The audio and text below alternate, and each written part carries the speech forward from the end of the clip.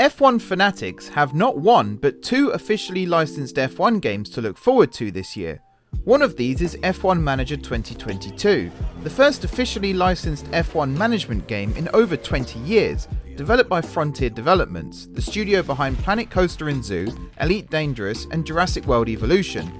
F1 Manager 2022 sees you take on the role of team principal, managing one of the 10 official F1 teams. As you experience the pressure of being a team principal, your key decisions determine your team's success or failure in the Driver and Constructors Championship.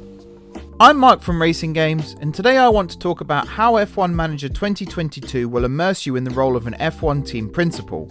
You should all know by now just how excited I am that this game is coming. To be honest, this summer just can't quite come soon enough.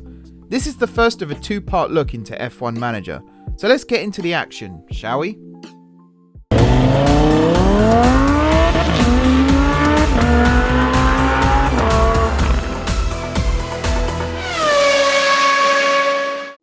In a recent preview event, Frontier gave our very own Martin Bigg a deep dive into an early alpha build of F1 Manager 2022, showcasing the game's detailed team management features and visceral racing action. During the event, Frontier played as team principal of Ferrari, the current leader of the 2022 season. Although you can't create your own fictional team or change the official liveries, F1 Manager 2022 does give you the freedom to choose and recruit new drivers and staff. When managing drivers, contracts are renewed or negotiated. If a driver is nearing retirement age, you'll need to scout for new drivers to replace them. Driver scouts will report back, allowing you to compare performance stats with current drivers being replaced. Likewise, staff contracts for race engineers and pit crews need to be closely monitored. Between race weekends, the main home screen provides easy access to every facet of managing your team. Here, you can access information on drivers, team standings, upcoming events, race calendars, sponsorship targets, HQ updates, and more.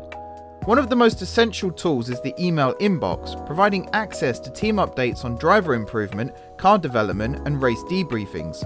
You can also view current FIA regulations, vote on rule changes, and manage team budgets in the inbox. I imagine this is the section of the game most Red Bull team principals will be focused on. Before we move on, have you subscribed to Racing Games yet? Just one click and you're on the Racing Games grid. Oh, and hit that notification bell too so you never miss an upload. Alright, on with the video. F1 Manager 2022 simulates the excitement and unpredictability of a real-life F1 race. Like in real races, incidents can bunch up the pack, allowing strategies to be switched or Hail Mary tyre changes to be attempted. Replays let you rewatch racing incidents, showing just where the incident took place. Thankfully, race strategies can be changed on the fly in response to red flag incidents or a rainstorm reducing track grip levels, so no more solo race restarts or pit stops compromised by a safety car just a lap later. Like in Gran Turismo's B-Spec mode, issuing driver commands during a race increases or decreases their pace, whether you want to focus on lap times or to conserve your tyres. If you want to push harder for pole positions, you can tell your driver to stop lifting and coasting. If you want to preserve the car, you can tell them to start lifting and coasting. There's an element of risk versus reward here, as you also need to monitor fuel and battery energy levels whilst maximising lap times. Likewise, you also need to monitor tyre, powertrain and brake temperatures, as high powertrain temperatures can lead to critical damage and mechanical failures. Instructing your driver to drive in clean air and avoid curbs reduces the risk of mechanical damage. Frontier have confirmed F1 Manager 2022 will have visual damage, but this wasn't shown in the preview we saw. This is the challenge of race management that really appeals to me. Finding the perfect line through a complex of corners whilst making sure you don't lock up the fronts is one thing, but to successfully oversee two drivers within the same team throughout a race is a whole other matter. If you focus too much on one driver, you might forget to pit the other, ruining their chance to finish in the points. If you get too obsessed with one driver's tyre temperatures, you might miss the other skidding out after their tyres give up.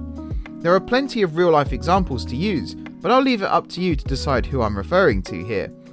Since you're managing both drivers in your team simultaneously, you can also tell your drivers to hold positions to maximise team points. With Charles Leclerc in pole position, Frontier demonstrated a scenario where his teammate Carlos Sainz was commanded to drive defensively to keep Sergio Perez behind the pack. This might be a scenario we'll see a lot of this season, so it's good to see the game is also incredibly representative of the real world of F1. So that's part 1 of this look into F1 Manager 2022 complete. Today we've covered the general management and race strategy sides of the game. Next week I'll be diving into car development as well as the driver roster you can unearth the next F1 gem from. For now though, thanks for watching. I've been Mark from Racing Games. Be sure to like and subscribe so as not to miss part 2 next week. And now I'm off to plan out my strategy for my first Azerbaijan Grand Prix in F1 Manager 2022. I mean, I normally would just tell them not to hit the walls at the castle section, but I guess I should tell them not to hit the magic button on the restart now as well. Turn 1 goes left, Lewis, not straight on.